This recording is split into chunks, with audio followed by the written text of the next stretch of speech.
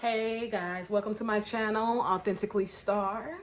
I'm bringing to you another episode. Well, this is the first episode in a new series called 90-Day Challenge.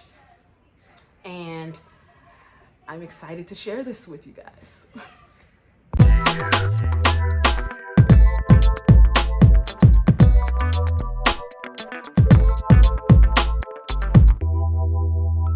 Hey all stars.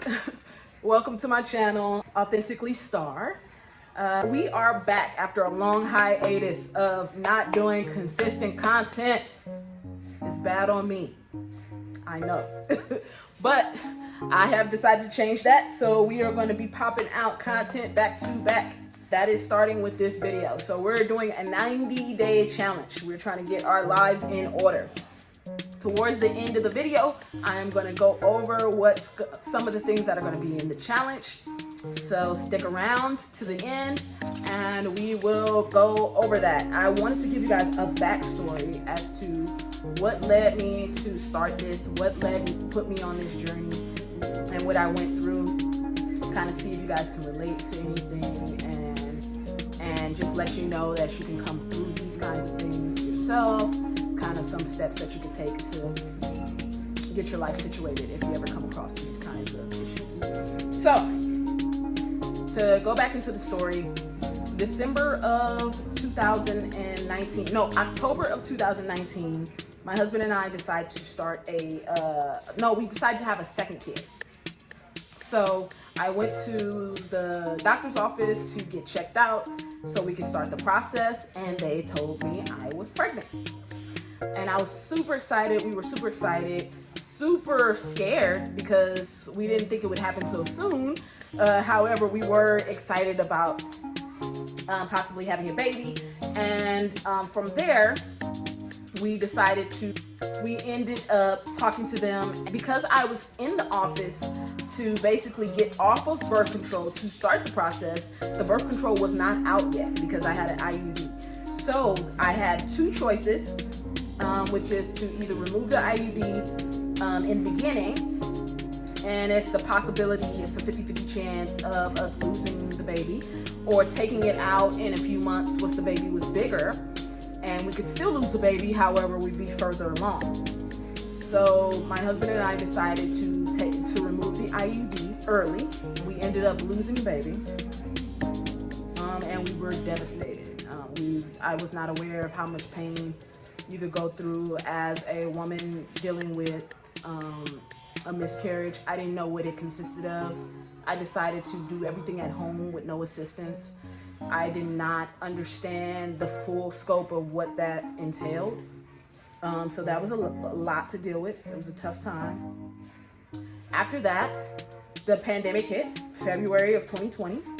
So we decided to put a halt on our plans to continue to start a family until we figured out what we were going to do next in our lives, because there was so many things going on back to back with the country, and there were a lot of riots going on in LA.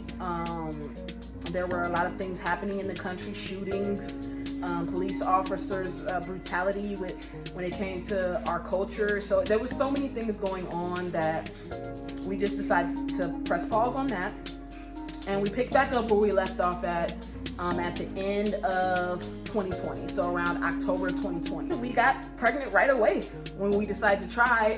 It took us maybe a month or two to actually get pregnant, and right before I found out one of my family members that I care about very much had passed away. So we were dealing with that, but the pregnancy news helped turn those feelings around, and we were able to have this blessing in the midst of all of the chaos of everything that was going on. So we're excited. I'm dealing with the high of that, and then I have a conversation with my husband, and we began to have troubles within the marriage for the first time since we got married 5 years prior. This is something I was not expecting. It was something that kind of knocked the wind out of me at that time. And I dealt with a lot emotionally. I'm gonna end up crying through this video. I don't wanna cry, but during that time, I dealt with so much emotion because I'm happy that we're continuing our family, but then I'm also confused because, you know, dealing with the problems in the marriage at a time where you're welcoming a new child into the world is a tough time to deal with that. So I'm balancing that out.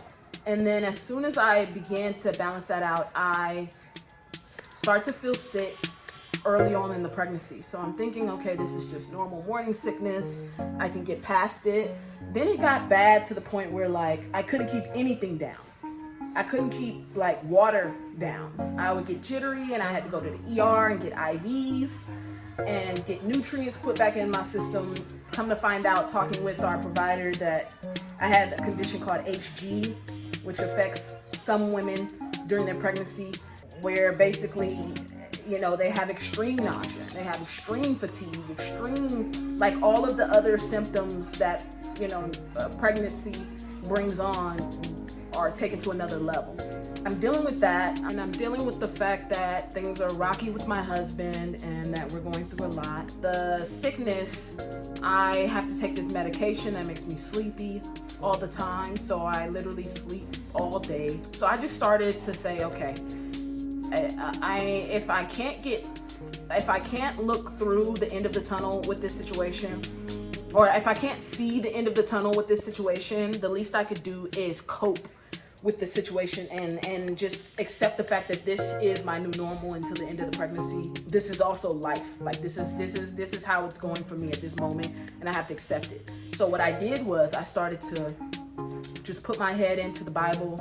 I started to put my thoughts into the Word. I started to listen to a lot of gospel music. I started to focus on keeping positive thoughts in my mind. And I actually got a therapist on an app as well called Talkspace, and it allowed me to like be able to text them and tell them what I had going on.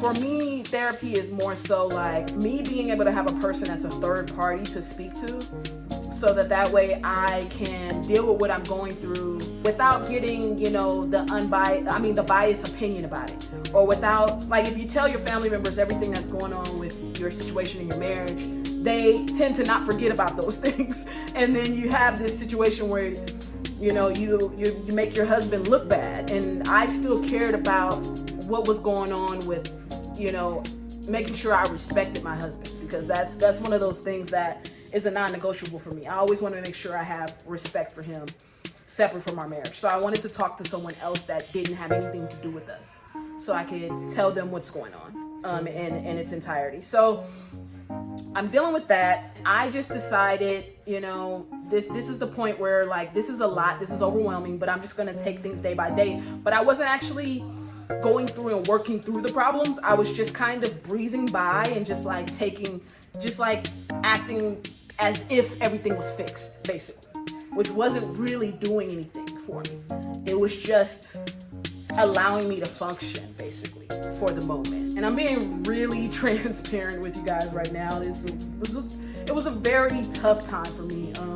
And then after that happened, I ended up losing another family member who was really, really close in relation to me, and it was very tough.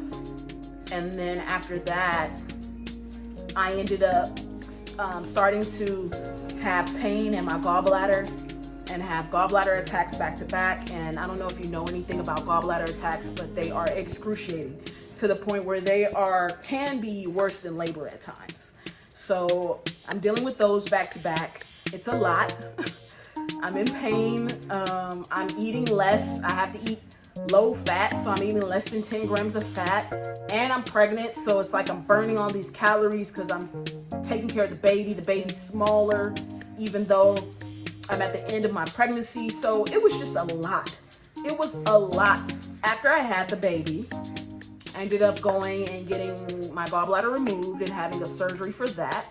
The birth of the baby was traumatic itself, because I ended up having an emergency C-section due to some complications, which I'm going to tell you guys. I'm going to outline those in a full vlog for you guys in a different one. So just check out, sign up for post notifications to see when that video drops. I'm going to post that as well. I'm going to post the entire birth vlog and all the details as to what happened.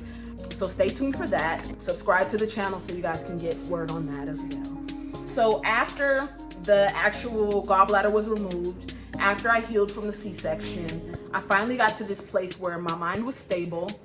I was able to forgive for everything that happened with my husband. I was able to forgive any friends that had wronged me in the past. I was able to set myself on a positive path past everything that happened to my body and everything that had happened with losing the family members, everything that happened with the pandemic and losing the baby back in October of 2019. Just so much. I was able to work through all of that mentally, and I got to a place where I was like, I want to go on a path to continue this positivity.